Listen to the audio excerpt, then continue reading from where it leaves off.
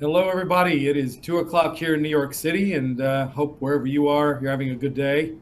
My name is Bobby Haber, and I'm with Mondo, and we could not be happier to have all of you join us and to present this incredible panel, which one I can assure you, after doing our very first virtual event over these past 4 days, I'm going to be as active a listener as I am a host.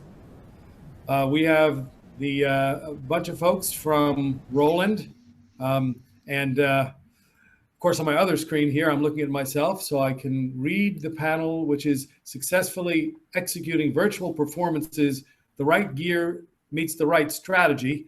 And I hope I said that right, because I'm blocking about a quarter of that. But at any rate, it's my sincere pleasure to introduce you to, from Roland, the Global Vice President of Artist and Influencer Relations, Brian Alli. Brian, it's all yours. Thank you so much, Bobby, and thanks everybody for checking in with us today for this conversation. It's really our pleasure to share some stories with you, and that's really what we intend to do. We've had an interesting year. We've had an interesting journey as a company, and I've asked some of the key players behind really what has been a successful path for us in transition. In finding a way to get our artist community out seen in the public and to meet their fan base. I think most people understand and know Roland as a musical instrument company, but we are also a robust company with video product with a strong focus on streaming, actually. So many of the panelists today are guests who literally use this product in their day-to-day.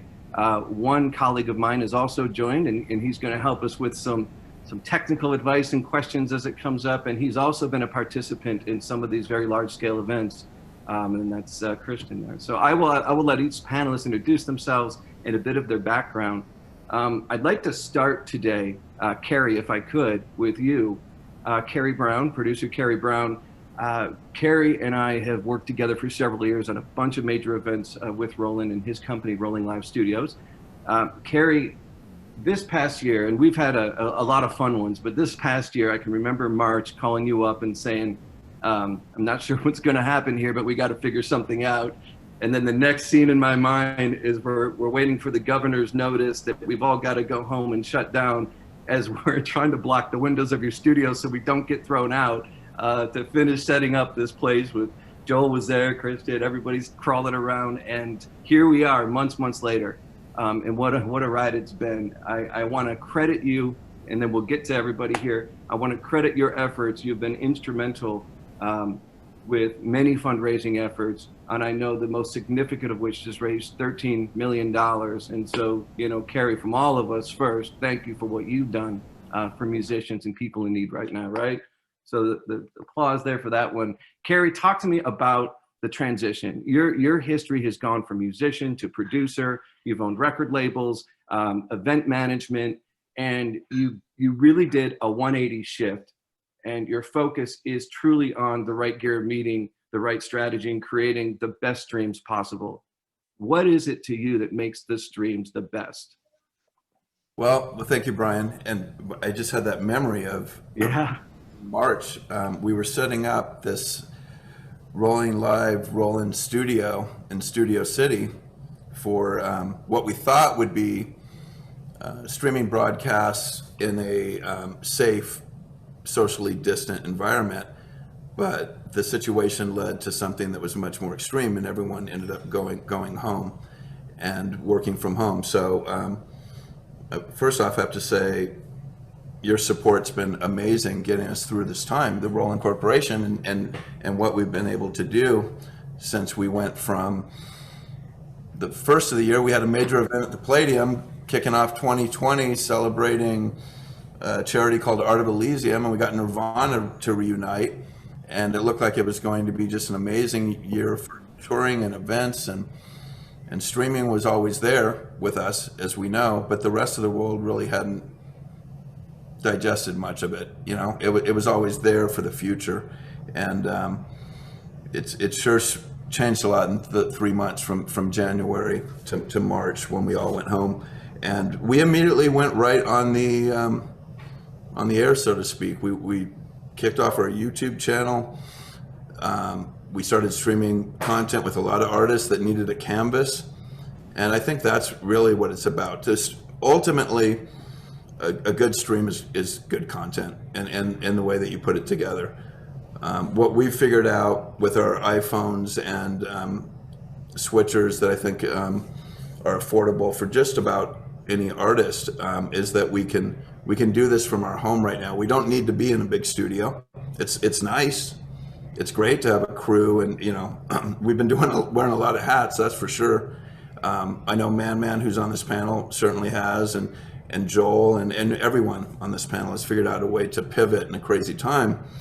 But ultimately, a good stream, and I think this, is good content. And I pride ourselves on really pushing the boundaries, because I watch a lot of streams and they can tend to be very boring. It's because technically they're fine, but it's the content and the message behind the stream and why you're doing it, honestly. Yeah. Just because you can doesn't mean you have to. Why are you streaming? That's a great point. I think in the why and the planning for the content is really, it's obvious when you watch a stream, the preparation that's gone in, the creative that's gone in. I learned painfully myself the first time I turned on and tried to do an intercompany stream what dead air really is like. And I was a radio DJ before, and you put that camera on and you're talking to no one, and it is a difficult thing. So if anybody, I'm sure people on here have all tried it, and that's why they're on here. Joel Manduke, on that subject. So Joel Manduke is a videographer, producer, touring artist, and a fantastic friend that we've gotten to know here at Roland over the last few years. Joel, your content, you're often behind the scenes. You've produced content for many of the top YouTube musicians in the world. You've produced commercials for several of the major brands in the world. And your content, your planning for your content is what separates you. I wondered if you could share a little bit of what goes into that planning for you when you're working out content for one of these top YouTube artists around the world and personalities around the world. What's that planning cycle like? You've done some crazy stuff over the years. Is it tons of gear? Is it truckloads of production? I mean, what goes in it for you? Yeah, I mean, absolutely. I mean, thanks again for having me on this. It's an honor to be on this panel with some of the people that inspire me every day. So it's really an honor to be here, I have to say. But I mean, Kerry said it best. It really is, you can do it on $1 million budget. You can do it on a $50,000 budget, but it's basically the idea first. It's coming up with why you're doing it and how you're doing it before, or like, the concept behind something that needs to be the driving force behind content, rather than making it, having a 5-camera setup and investing all this money into it. I've found that there's an inverse correlation a lot of times in the productions that I've done on budget versus success. Some of like my most viewed or most popular videos that I've done have been on a sub $1,000 budget or sub $200 budget, where we're filming it on an iPhone, but it's been so, like idea focused. We just come up with some creative concept and let that drive the attraction for the viewers that we're trying to get into, rather than topping it off and spending so much time on how we're going to accomplish a video. It's more of what the video is in the first place. So, it really is trying to figure out what the purpose of your content is, rather than how you can best execute it. Because the thing that's everyone in this world right now is trying to create content. So in such an oversaturated world, it's not how can I make my content look the best, it's how can I make the best content. So figuring out, concept before you figure out execution is always the most important in my mind. And that's applicable to video, that's applicable to music, that's applicable to pretty much anything creative. It's, thinking about your purpose rather than thinking about the execution before you do that. So that order of operations has always been mine. And, sometimes you have to figure out a balance of, how you accomplish one thing and accomplish the other at the same time, and how you're separating and blocking and tackling both of those. But, if you have an incredible looking and sounding video, but your concept is lacking, it's hard for that to be a success. But if you have an incredible concept and you invest more of your time and your energy into that concept rather than the technical aspects of it, it has a much greater likeliness for that to attract attention. And then nowadays, like especially with a lot of the Roland gear that's happening and a lot of the stuff that you guys have come out with, that's been a catalyst for the ease of creating incredible content, sounding and looking content. It's really not that hard to check all of those boxes at once. Let's talk about the sounding, the right sounding content a second. And Christian, I'm going to come to you next before I talk to Jared about how we make that stuff, teaching people how to do that stuff. And then, of course, Man who's going to share the end results when all these worlds collide. Christian, you got called into duty here by the artist team yet again. We were working on a project with one of the members here in the audience who's also on our team, Kristen. She was working with the folks on the Versus team, and audio was the issue. And I wondered if you might share some secrets behind what made that work. Sure.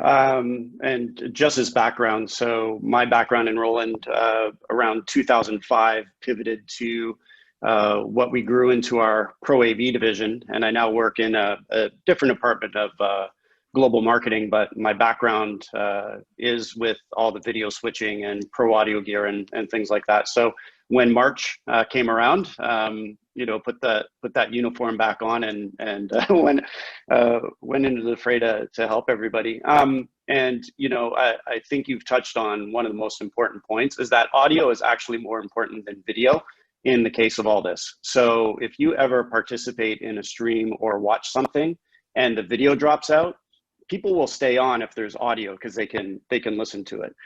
But if the video is there and the audio drops out, they can't engage. It's the reason you can talk on a phone, you can do a video call, but you can't do a video call without sound, as an example. And one of the other challenges that this kind of modern era has introduced is the number of platforms for streaming and devices that you can use is just incredible. So Versus, for anybody who's on the panel or watching that isn't familiar, is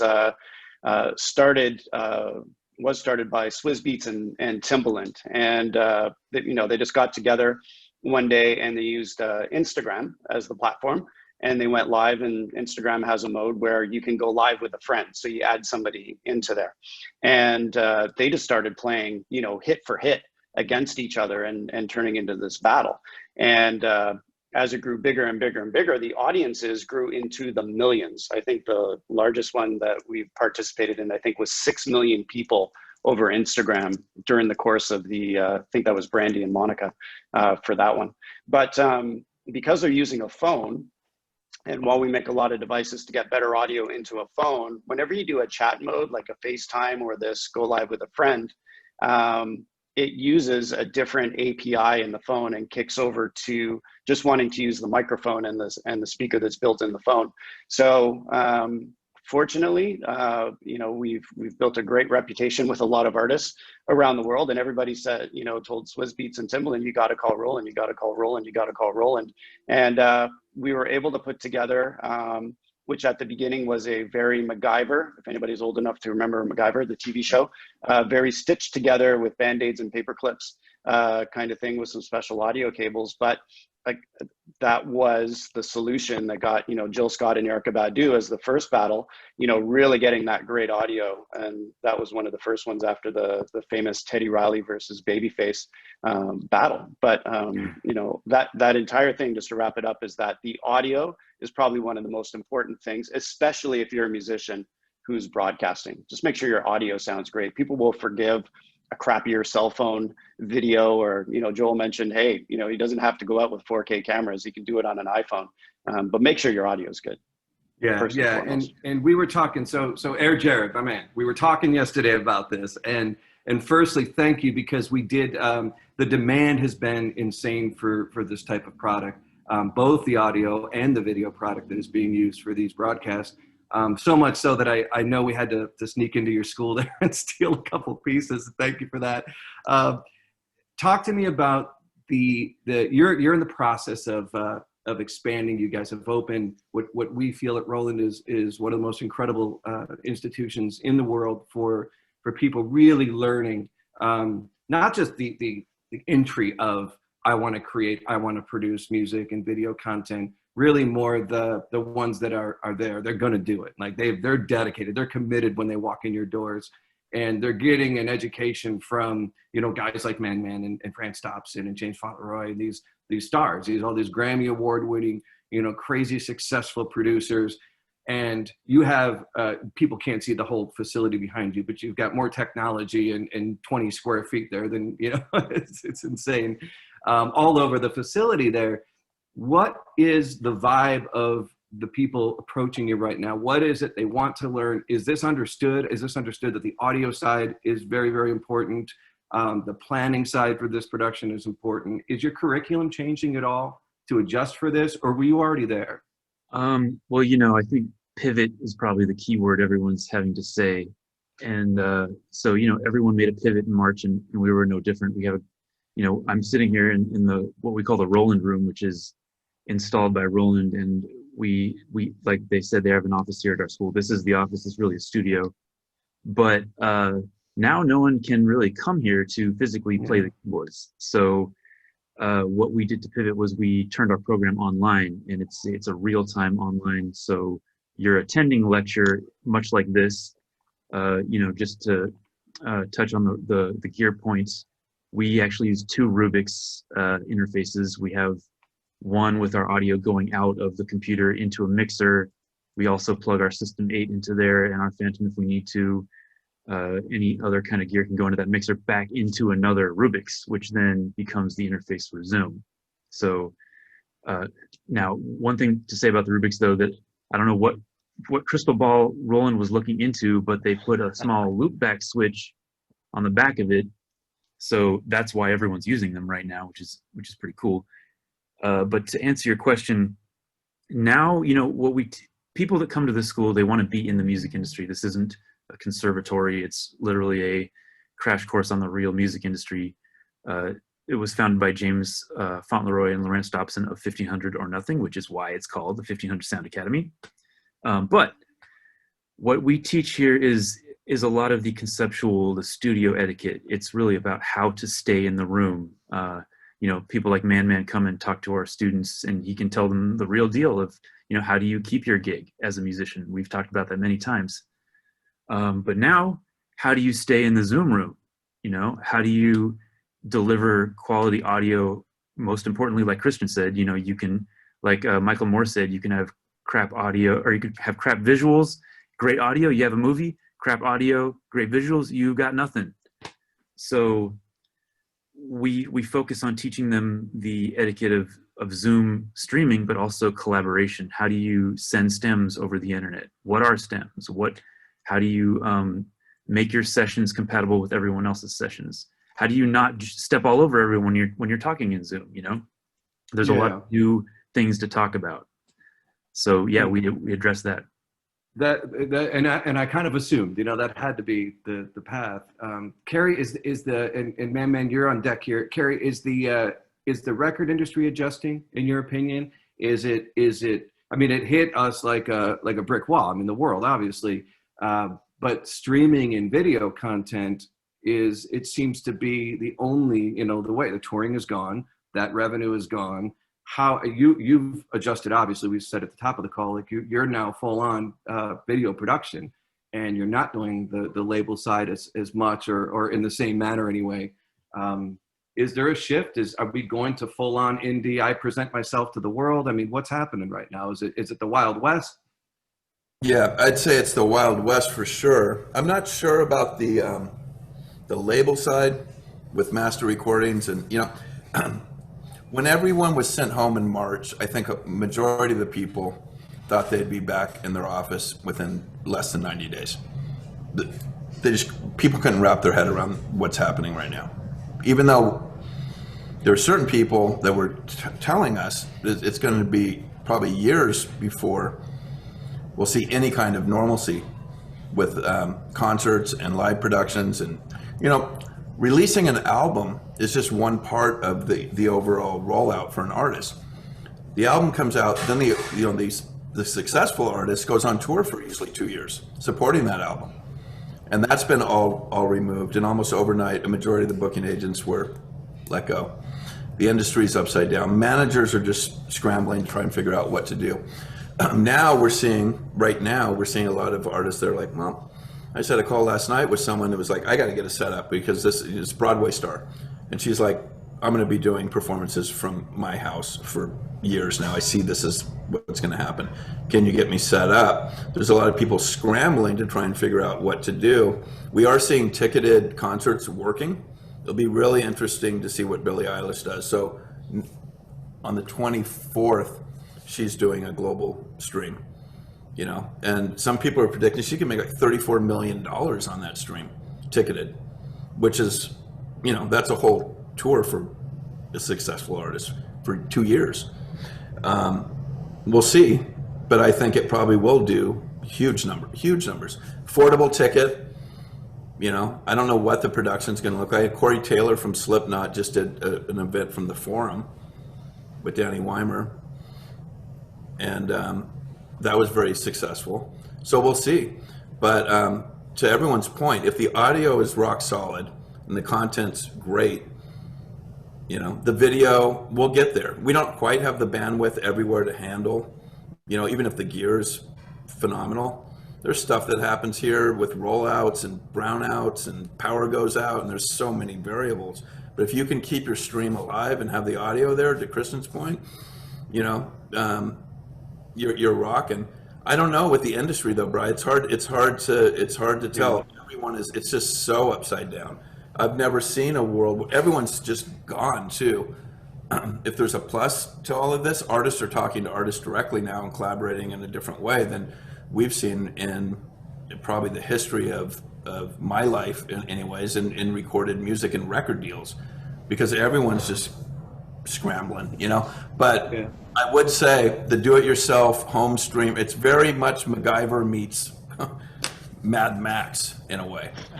Well, talk about the do-it-yourself. I think, and Kristen, I will want you to show some of these devices we're all talking about, you know. But I want to turn to Man. I know everybody's waiting to hear from Man, musical director, producer, you know, entertainer extraordinaire, and all of our friend. We've all in one way or the other been involved in your life, Man, and you have benefited all of our careers. So it's a true pleasure to have you on this call.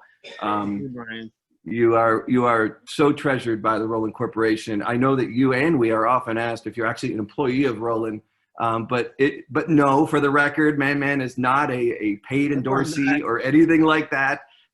You know, while certainly we're privileged that you play our gear. In full disclosure, yes, we've provided instruments to Man over the years, as any wise company would do.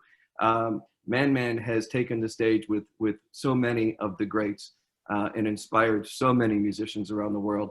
And Man, we were talking a little bit yesterday on another call, and we talked about how you approached the entertainment business yourself. You know, you're currently the musical director for John Legend, have been for years, and that is obviously that's a amazing position to have within the world of music. But we talked a little bit about what it's like to not be John Legend on the stage and to be a musician and to survive in today's environment.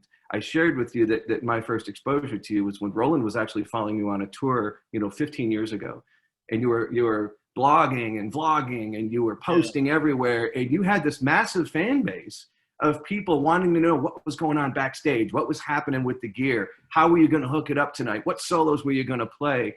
And you created a world that hadn't existed, certainly for us and for your fans before. This is 15 years ago. And I've always found that to be so incredibly forward thinking. And even today, your studio, you're wired with cameras all over the place. Everywhere you go, you're thinking about how you present yourself, what that content should look like. And you've been so generous to include as many musicians in this ride as you can. For the viewers now and who watch this later, know that when this all happened, we had to find a way as Roland. We felt an obligation to try to give an audience or create an opportunity for artists to have an audience, the ability to have an audience and reach their audience.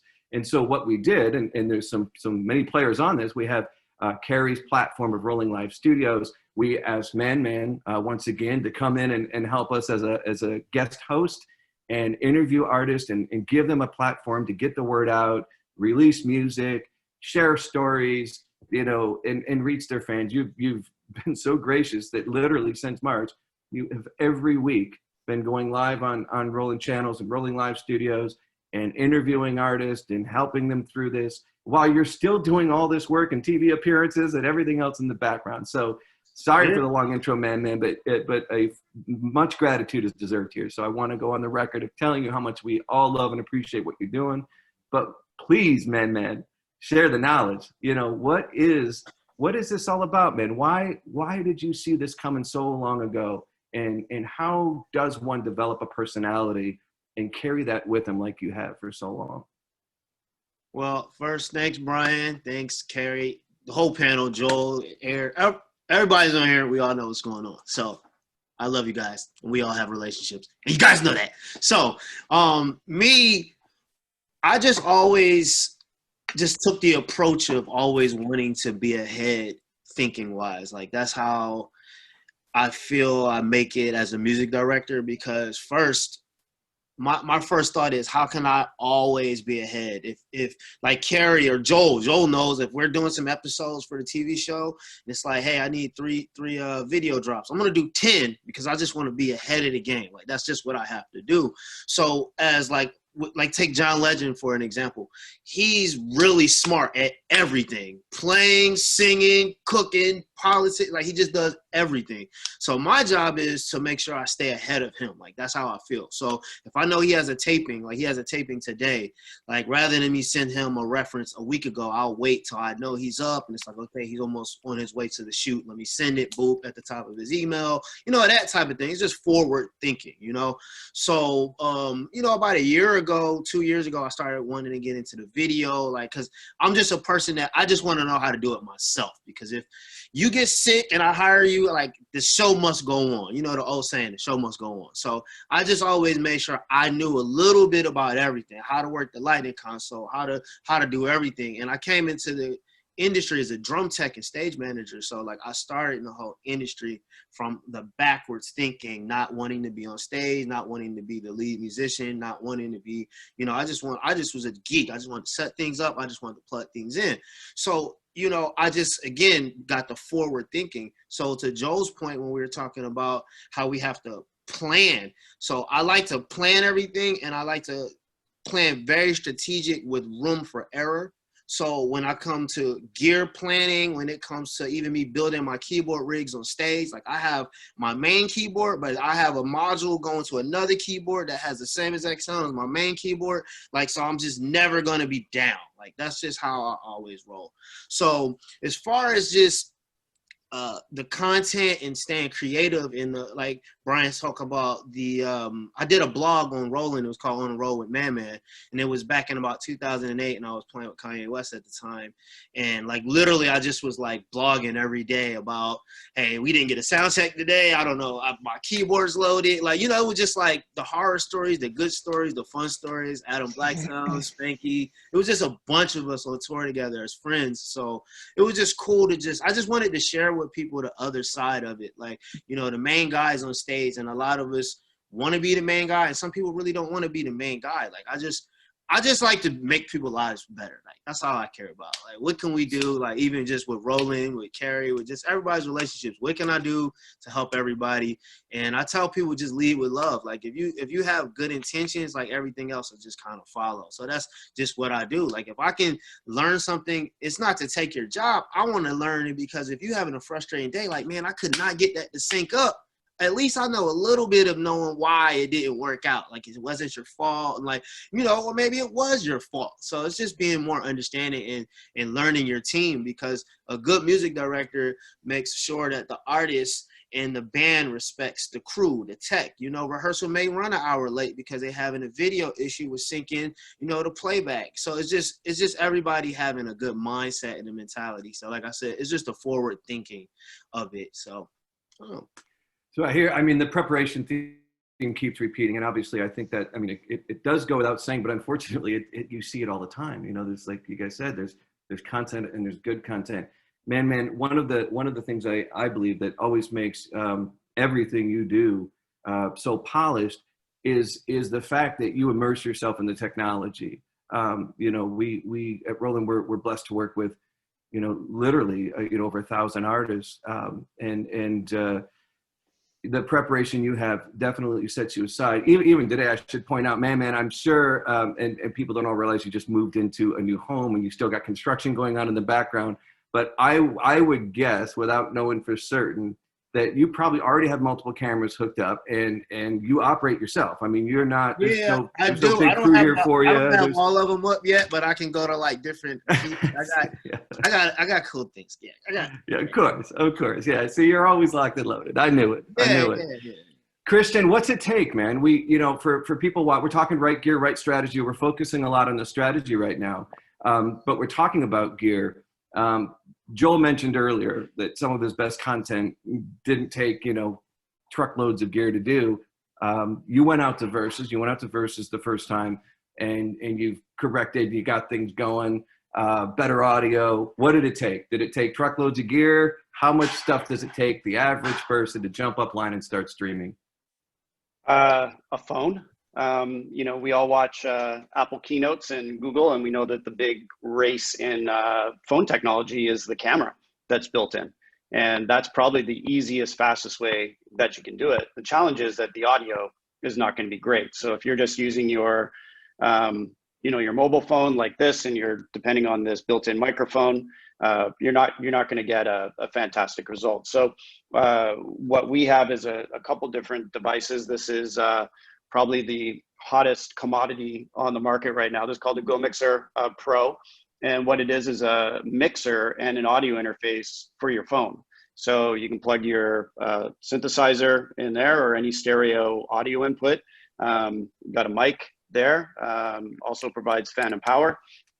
A couple different line-ins, and then a guitar, if you're a guitar player.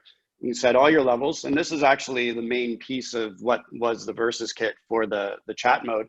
And then this just connects to your phone just right out the back with the USB cable. Sorry, it takes long to plug it in, but just lightning right in.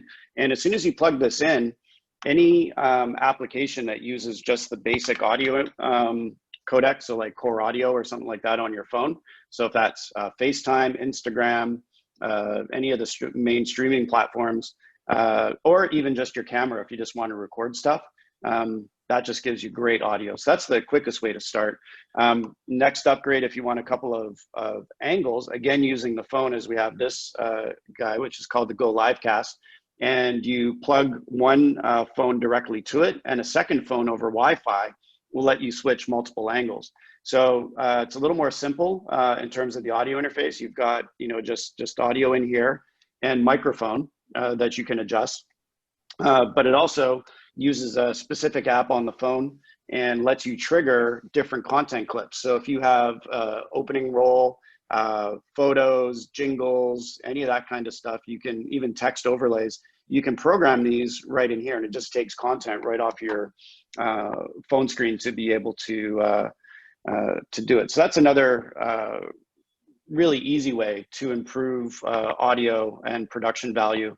The next thing is you get into our switching products, and you know, we go all the way up. This guy is extremely popular. It's overkill for most musicians, but it's a V8 HD, and uses 8 HDMI inputs on the back. And we make mixers as simple as 2 or you know, 4 inputs, but little preview screen on here so you can see all your cameras that are coming in, and you just switch as you go, memory presets and things like that.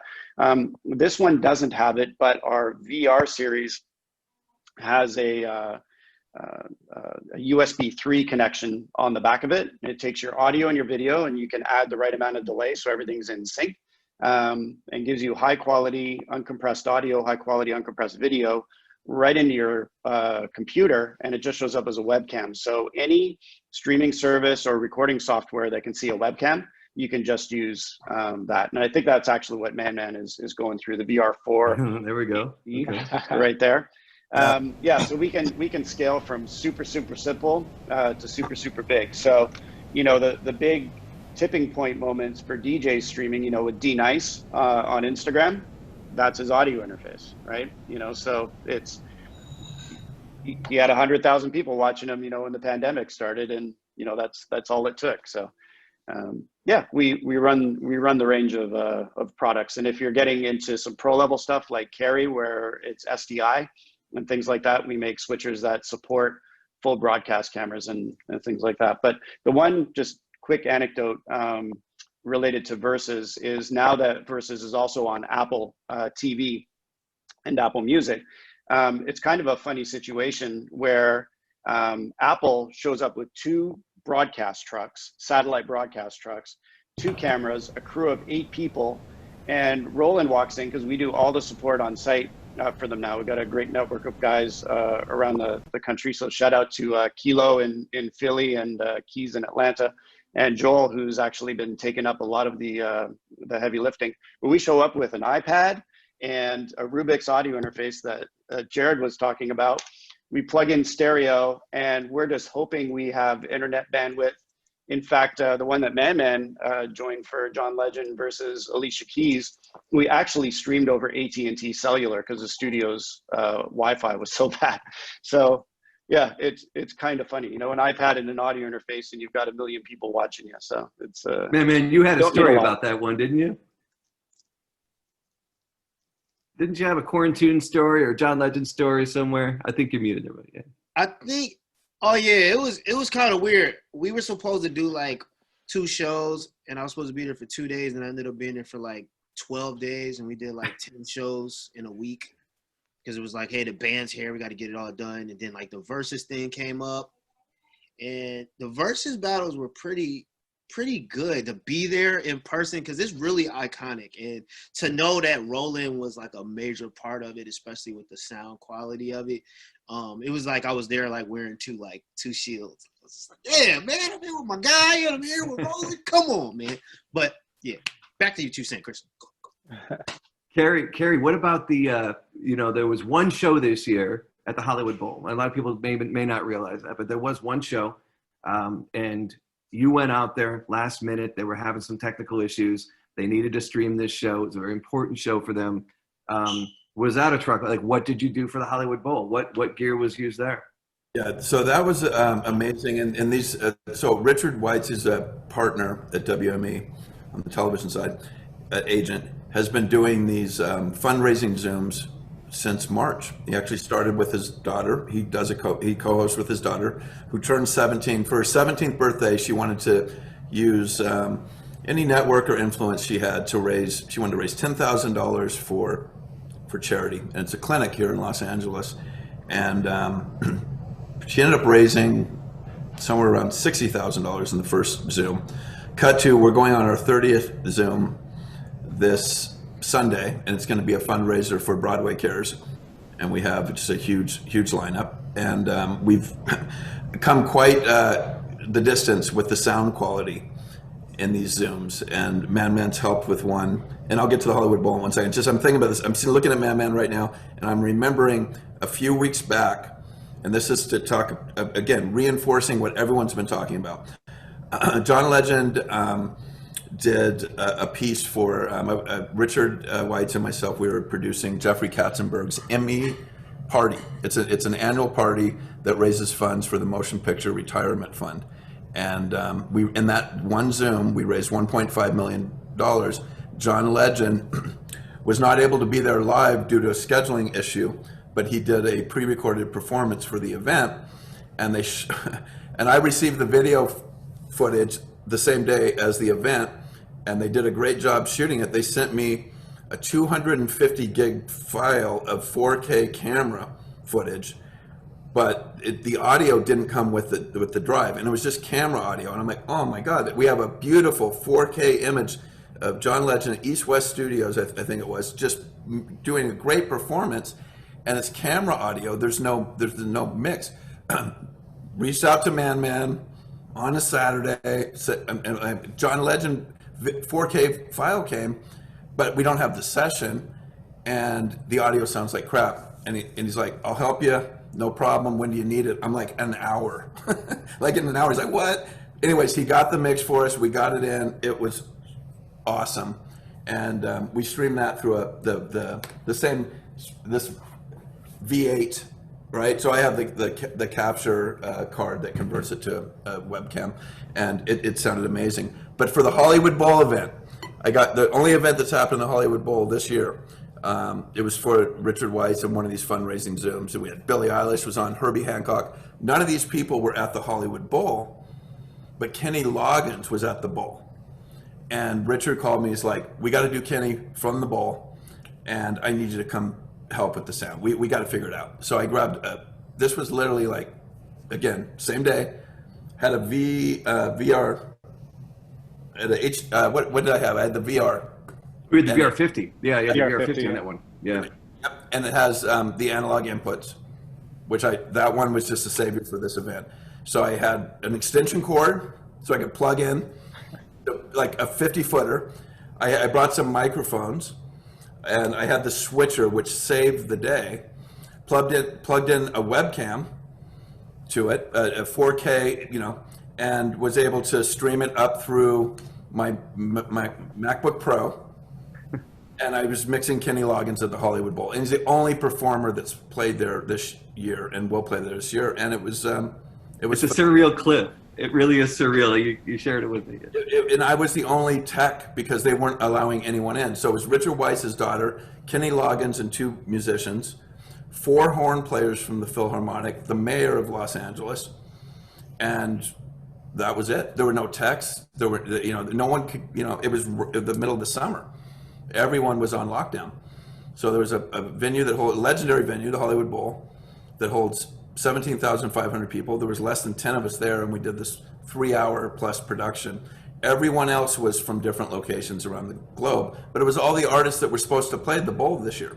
So we had Billie Eilish joined, Herbie Hancock, Carlos Santana, New Order, Pet Shop Boys. It was nuts, but they all joined from their home. We switched it from the Hollywood Bowl, and it was kind of like, oh man, it was like, is the internet gonna hold?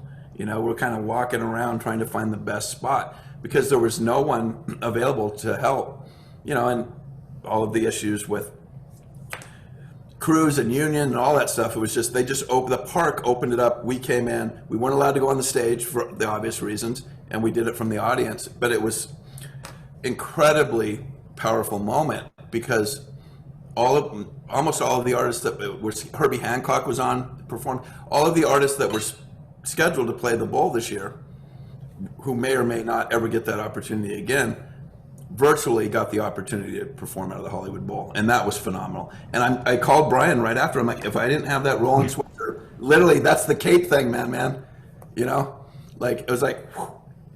And everyone was like, how did you do that? And I'm like, well, a big part of it was, I happened to have the switcher in my garage where I'd set up my studio, and I threw it in the back of my car. That's the other thing, is a lot of this stuff is extremely portable, right? But at the end of the day, the content was great. We had the Hollywood Bowl as the backdrop. We had a great host. We raised a lot of dough, and Kenny Loggins is no slouch either as a performer.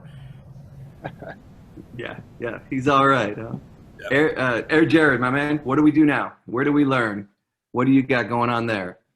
Well, like I said, everyone had to pivot, but at this point, it's, there is an opportunity for collaboration, and I think, Kerry was touching on this too. There's a opportunity to collaborate with people that are nowhere near your physical location, and that's what we're kind of doing. We have students from Switzerland. We have students from different places, and now that they've graduated, they've gone back to where they live. They can continue their community online, and so what we're having to teach people, like I said, there's studio etiquette, and now there's virtual studio etiquette that we're having to teach people. And it's so interesting, what I find fascinating is audio is always the hardest thing to deal with, and it's always the problem, yet it really takes the least amount of bandwidth. And I'm not sure why that is, but kind of the result of that, and also the result of just the history of recorded music, is audio people are problem solvers, which is I feel like why everyone in this community is able to roll with the time so easily, or not easily, but, you know, effectively at least.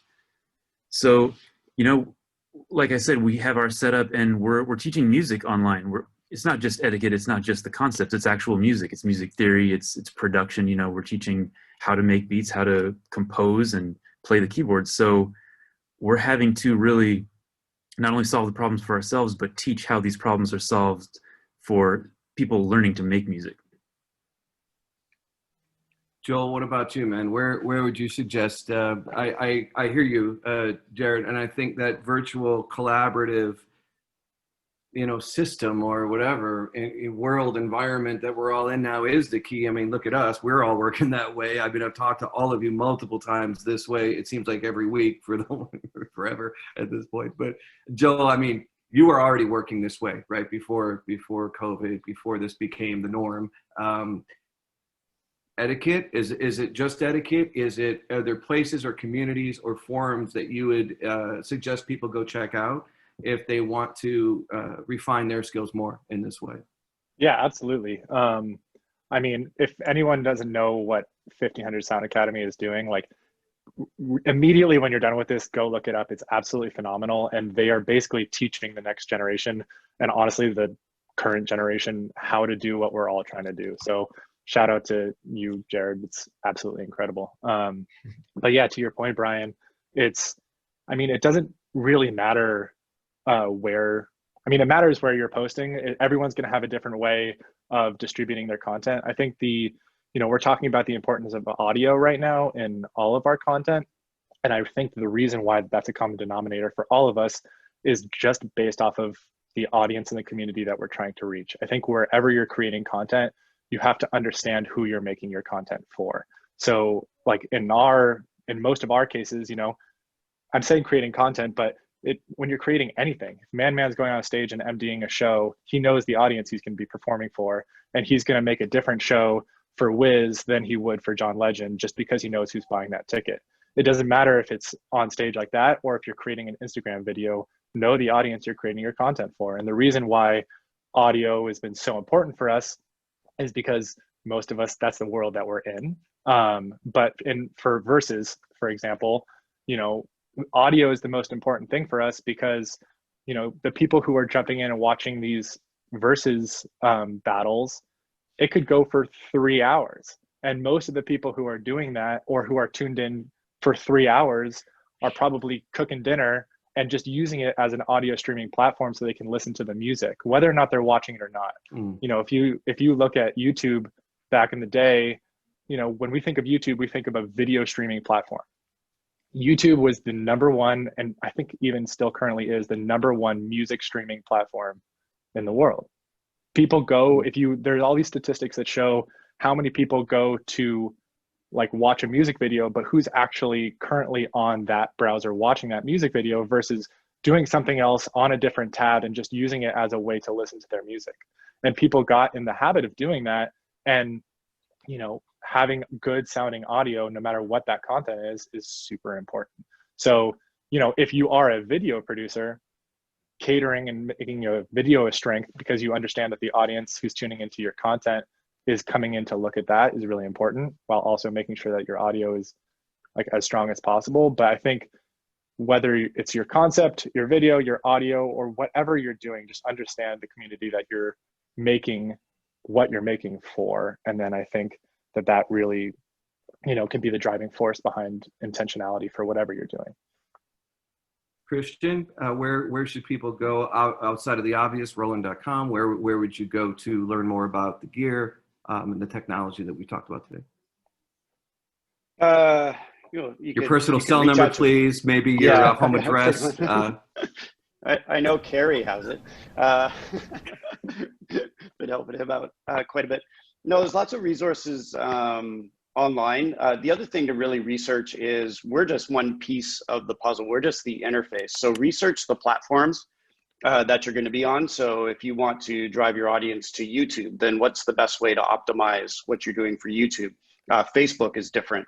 Instagram is different. Twitch is a whole other world of things. So, you know, we can get we can get the the video and the audio into your device, but what do you do after that? Where are you going? And just two pieces of advice just from having worked with it feels like hundreds of artists over the past 9 months with what they're doing is, first of all, choose a platform and keep driving your traffic to that. Otherwise, you're going to water down your audience by going across too many different channels at a time. So just keep using your other channels to drive people to where you're broadcasting. The second one is, it's a totally different performance when you're broadcasting online than when you're playing to a crowd or an audience or something. There's not the steel barricades and the big security guards and 20 feet of distance between you and them. There's a chat room. There's people engaging with you.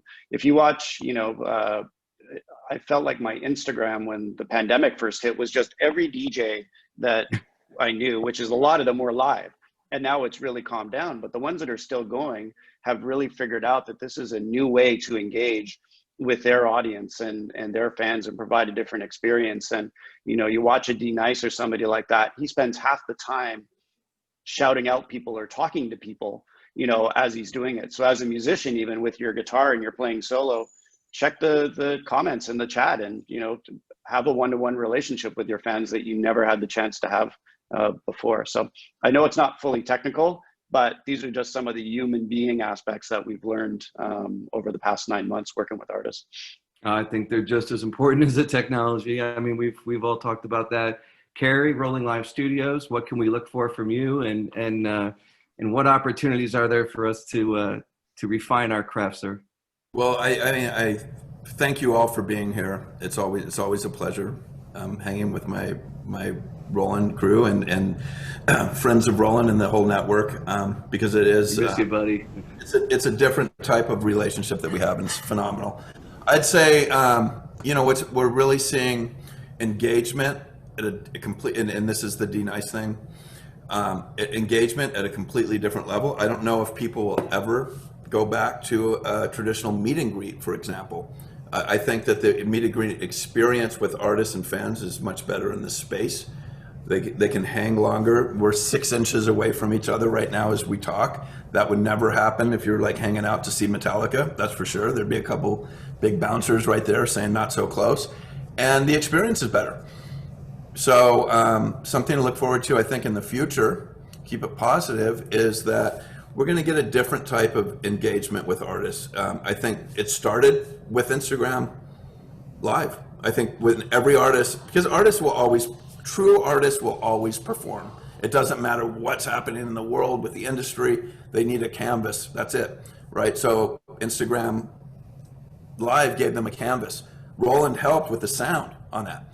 So they just popped on because they weren't performing in the nightclub. They weren't doing the tour. That's what artists do. I think now that we're looking at, this is going to be the model.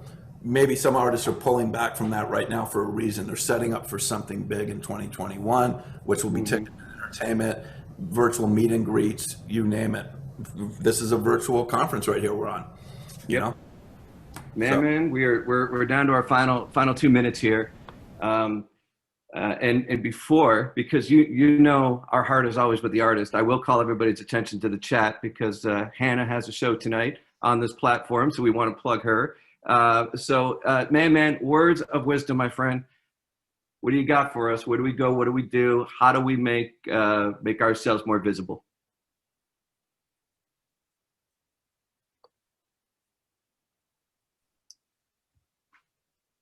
Get your mute on. There we go.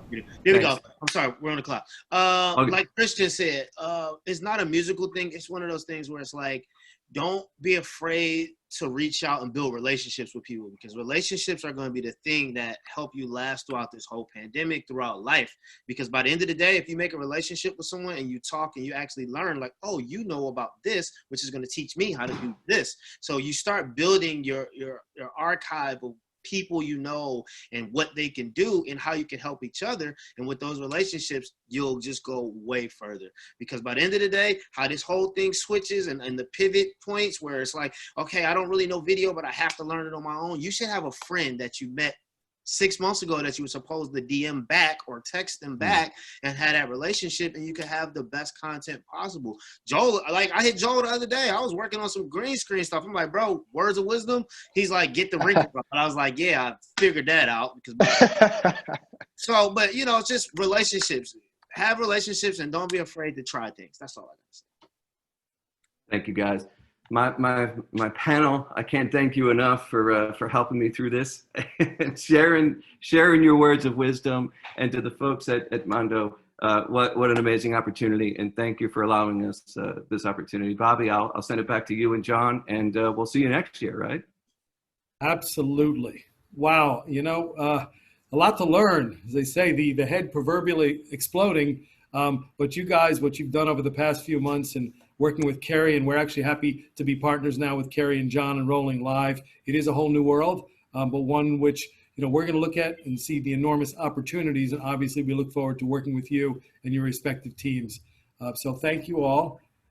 It's been a great panel. I hope you folks were taking copious notes. And we are going to keep doing it at 3 o'clock. So I think you all know the drill.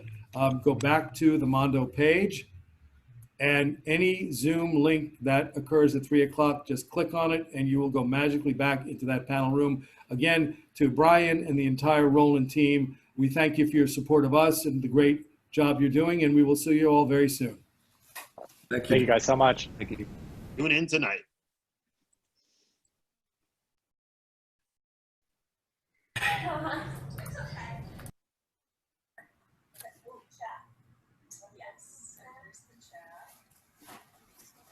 Do we go away now?